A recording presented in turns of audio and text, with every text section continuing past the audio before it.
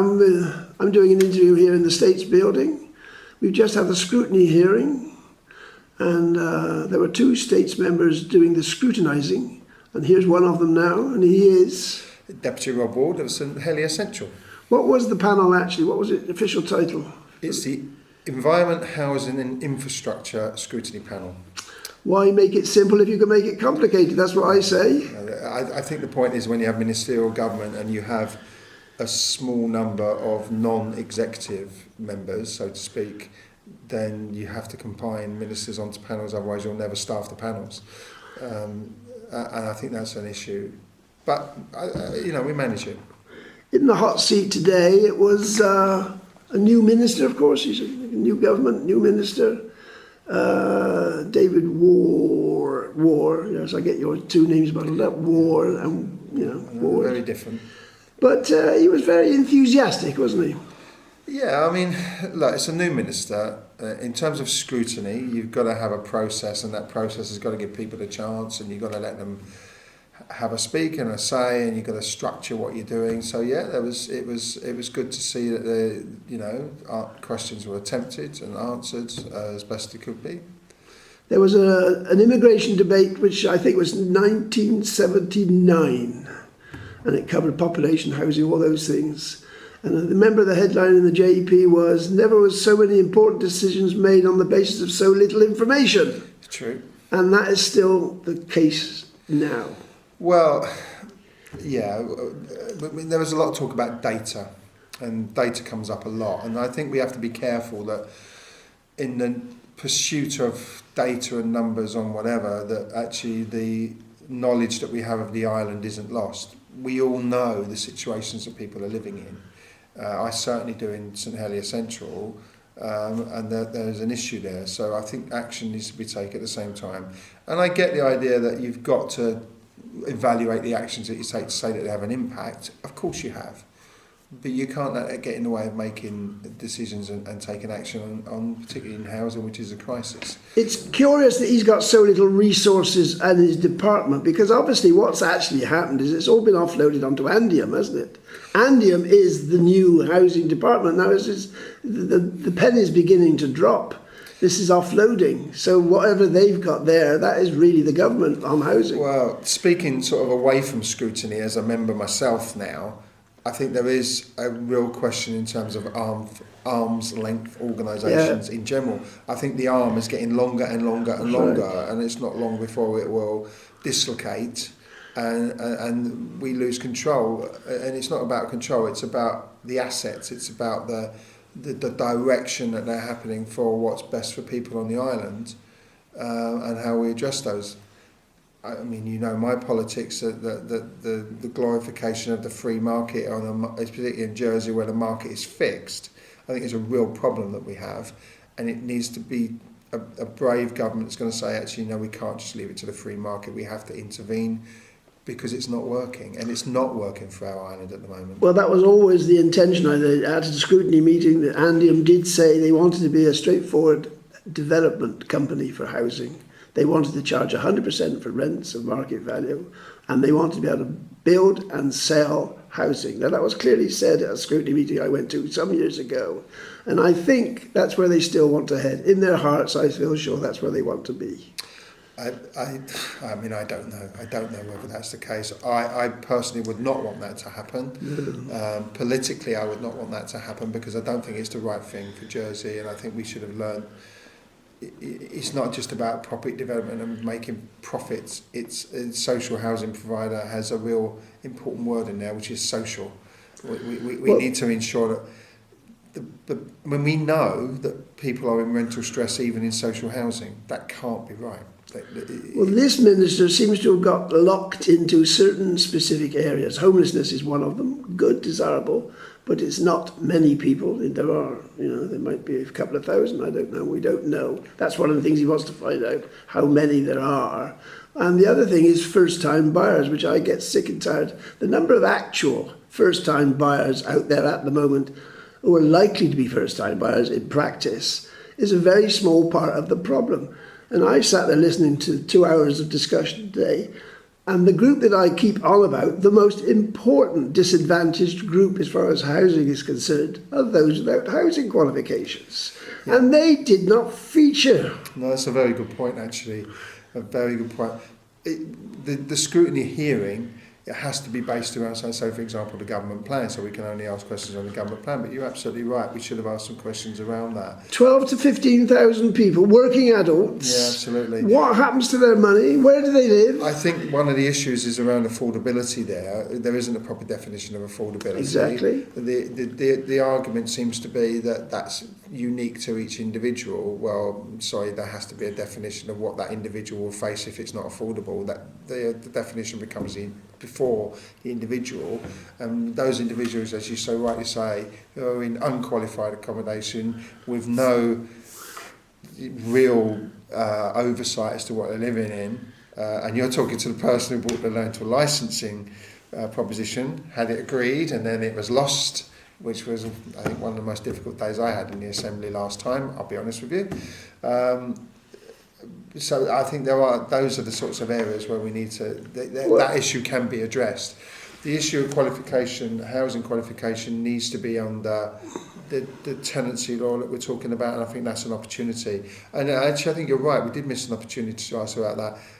Partly because we had a very full agenda on so many other areas. They're not on the agenda. People without quals do not feature on the agenda. No, you're right, and that's something that ever since 1949, when they wrote the housing law, it was always discriminatory, and it was intended to reduce demand. No, that's a very good point. It's a very good point, and that's something I will raise. And I've spoken to the Minister here about it. What effect does it have on the housing market? If you look at it in market terms, the availability of housing, and generally speaking, the non-quals are looking at cheaper accommodation. And this is what they're looking for, because what they're paying for single rooms is astronomical. But I think it's interesting that we talked about data and we don't have information on that. We have even less information on that. You're absolutely right regards this notion of unqualified. I personally think that needs to go. We need to have one type of housing rental on the island. It needs to be licensed, it needs to be regulated, it needs to be of a standard, and we need to address what is a very fixed market. I don't actually believe, and again, I'm really talking not as a scrutiny panel member here, but to an individual, because at this point, I don't simply believe that by building more you're going to solve that problem, because the underlying issues of access, who owns those homes, the driving to increase rents is not going to go away, and that's where government has to bravely step in. Some people will not like that, but that's where governments have to be strong and lead, not follow. They can't disadvantage that number of people, 12 to 15,000 working adults. It's about 30 or 40 million pounds they're paying in rent. Yeah. Now that is the deficit that Andium have. The other issue, I think, is that the standards of accommodation in that area are, I think there are, I mean, you're talking, I mean, my district, you know my district, and you know that we have lots of people, and also unqualified housing, you could still be eligible to vote, but people don't vote because they feel they're not qualified to vote as well, because they're not qualified in any way. So they don't have their say politically here to make that change, which is something that I really would like to address as well as a side issue to that. To get back to the scrutiny hearing and what we talked about, I thought there was a lot of planning for the future. Mm-hmm. And, you know, in a first public hearing with a new minister, I think there has to be a level of fairness to say, okay, where do you want to go, what do you want to do, etc. I think we need to see some of that come out in terms of actions. I thought he was about one of the best ministers first time up that I've ever heard. I thought he was very impressive because he's, as I say, his enthusiasm was remarkable, and he's not daunted by it. He wants to find out. I mean, the fact that he's not interested in people without quals is a worry. But he is worried. He is like his concerns are genuine, I think. I mean, I get that feeling. Well, I hope so. And it's not about stopping people. It's about ensuring that the direction that's going on is clear and there is genuine transparency there. So let's wait and see. We do have to wait and see. I mean, when he was talking about 1,300 people who don't pay rent at all. Now, obviously, as I talk about people who are not even allowed to rent, how many people would be in that category if those people who aren't allowed to rent were put into, they were able to rent? You see, because they'd be on low wages. Yeah, absolutely. And I don't think we should be proud of the fact that 1,300 people are, and I will use the word trapped, into the income support system. Exactly. Because it is an extremely punitive system. Exactly. This notion of, life's a dream, that's simply not the case. You are really limited. And how many cases of overpayments and so on exist where people have got themselves into problems with what is a really complex income support system. I challenge everybody to fill in an income support plan. Yeah, I know. Try it. There's I've pages designed hundreds of houses in this island. That was my job, designing them. I can't say they were particularly good design, but he wants to do something with his £10 million. He could get architects or designers, give them a program or a competition to design cheap or cheaper housing. You could get them to do that as a My question to you there is, would it really be cheap when you've got the free market running everything? Because it won't work within that free market. It has to be at the level of the market. Well, they have to break the market more. They're the government. That means they can intervention do from it. the government. Well, and you've got all these architects wanting to build these wonderful things. Yeah. I mean, what did you think? Oh, asking you a question now. What did you think about the modern methods of construction? Well, I thought that the joke was, which wasn't mentioned again by the chief minister a few weeks ago, was proposing that these modules should be built over car parks and they should have chemical toilets. That was one of her proposals. Now, if that's what the government at the highest level is thinking. Yeah, well, that's not something I obviously. It was absurd. But the modern methods of construction, and I tried to raise this in the scrutiny hearing, talk about. I think there's been an impression given that they'd be quicker and they'd be cheaper, and etc. Now it was clear from the hearing today, and I think I wrote it down. I put my pad away now. That there will not be a cost saving. Actually, the time difference is probably about 4 or 5 months in terms of the build. There may be some benefits that you need less people building them, but I'm not sure how the building trade are going to think about that. So you've got to be really careful when you present to the public an ideal of how we're going to build, of the reality of what that means. You shouldn't get people's. I think I said you shouldn't get people's hopes up. Probably not a great phrase. Within the 3 or 4 years timescale of this government, there's going to be very few of those modular houses actually built. Because they got the land. Where are they going? Are those little temporary houses going to be in town? I thought Steve asked a very good question about the port and getting them here. Exactly, it's a reality. That's a really good point. I mean, I was going to flippantly say we could end up with a microcosm of the hospital road problem where you have. Because I think in France they used to have a lot of these modular homes on caravan type sites, and they were building them in England, and they were 8 foot something wide, and they were transporting them on big low-loaded wagons all the way through England and down through the little French villages. And I think the French eventually banned them because they were just too big. It is a real problem. Yeah, it is. Obviously, you can have them flat pack if you want. You can do that. But what are they? I mean, at the moment in Jersey, there's this huge nostalgia for Tom Passy. I mean, you look on Facebook, there's all these pictures of pretty little St Helier with all these quaint buildings with decorative front. I can't see any of these modular homes fitting in with anywhere near that quality of architecture. And that was the norm 100 years ago. And I think this is the thing. You've got to have some detail before you present. I mean, that's what transparency is, what it's going to look like. I worry that what we've got is a nice idea. It looks great. We could solve the problem.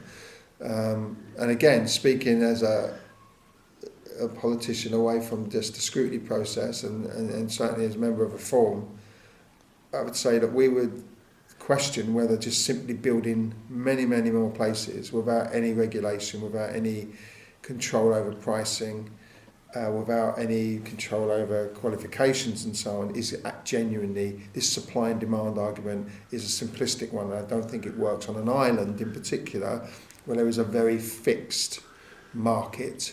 Because they were talking for the hospital, they were talking about having 700 workers to build the new hospital when it comes. But they had no idea where they were going to house them. So they could build a whole village of modular homes up in... I think we're talking about two different things then. The modern methods of construction are talking about building homes in a modular form. The temporary type things, and I think it was something brought by Roland Hewlin to the last assembly, which lost, ironically. If you look at who voted against it, I think our new chief minister might have been someone who voted against that. So talking about it again is slightly ironic, I think. Where there were these sort of what they called. Porta cabins and things. I mean, but then if you work up transport, we've also containers. I never lived in a prefab in the UK, but there were lots of prefabs when I was a kid, and for the time they were perfectly acceptable. And something along those lines could be made. I mean, a lot of them are still in existence. Prefabs do still exist in England, but there's nothing wrong with making houses of that sort, but knowing that they're not going to be there forever. Wow. I mean, you see timber frame. The German house or the Polish house which they're looking at, they aren't cheap. No. Well, I think the point that we made today, a really interesting point that came out, was that there isn't a saving. No. There isn't a cost saving. Now, that needs to be recognised because, it's just building things in a different way. And the Construction Council are very open about this. I went to a talk from a year and a half ago. A year ago, I don't know how long ago, actually, before the election, or during it might have been, where they were talking about it's just a different method of construction. Right. It might be better. That's great. Yeah. But you're not necessarily going to solve the housing crisis with that, because that's not what we're talking about. And I don't know about you, but I think we're getting mixed up here between that and that method of constructing a home of the standard that you'd expect when you buy anywhere, and the emergency sort of housing for workers who are working on a particular project. I mean, you're one step away there from a cruise ship in the harbour, aren't you? Well, the cruise ship, exactly the way they construct those cruise ships, they have pods, and you see how they load them, and they have already prepared, all the plumbing all done, really and they just slot them into the side of the ship. Is that really what we want on the No, it's absolutely for workers to come and be sort of a transient workforce, just building for us, and then off you go. Is that really what we want? When we've got an opportunity to train, use Highlands College, use the schemes that are going on, skill up our workers with the projects that's there. It must save money. It gives an ownership of people on the island to say, I helped build that building, I was involved in that, that's where I did my training, etc., etc. That needs to be looked at. I mean, for Cyril and Marquand House, which they knocked down, in theory, they could have just put a lot of housing pods in there, couldn't they? Just made it a housing block. Cyril and Marquand House, that's the sort of nonsense they could be doing. One of the worst deals ever done by government, to be quite frank, in terms of that office space. But I think that's for a whole. But where? I mean, can you imagine if they're talking about these types of prefabricated houses of some sort? Where would they fit in? Because they are going to be, very similar. They are going to be. They're not going to have individual designs, because that's the nature of factory. I genuinely cannot answer that. I don't know. I mean, would they be on site for a while one part of it is being built? Where are we going with the hospital? That's another podcast. That's a good question, and the simple answer is, I mentioned QI today, where data or whatever card, and the simple answer is nobody knows. We're back to that again.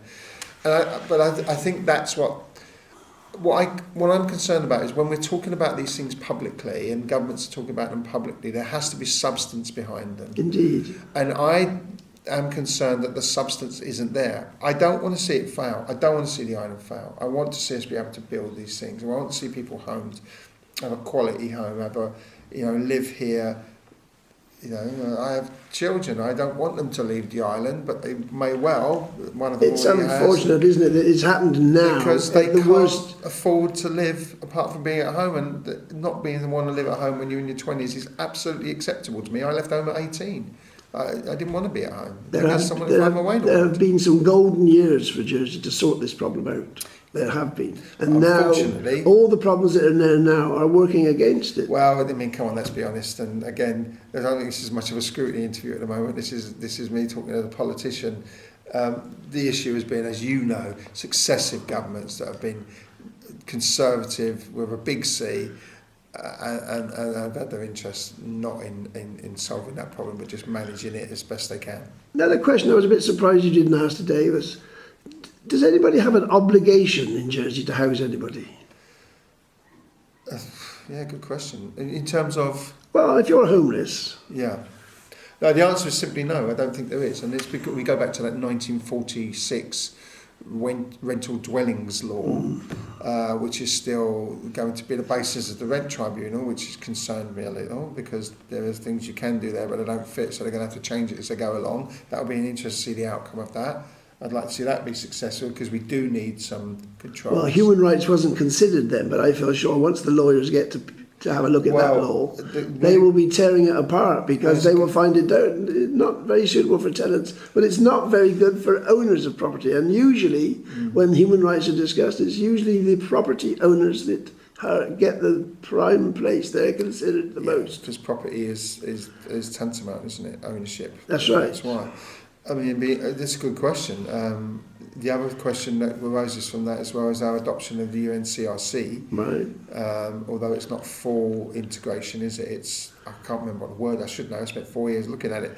If the word's gone. I thought it had been fully integrated. I thought they'd signed the last part, which makes it operative. Yeah, it does, but there's another level not quite out. But having said that, the rights of children to a decent home is in there somewhere along the line. Absolutely, it is. And so therefore, that is one of the areas. I think that what Jersey has done is to say, well, we don't need that because don't worry, everyone will. There isn't a problem with homelessness and so on, but there is, and as has been hopefully recognised.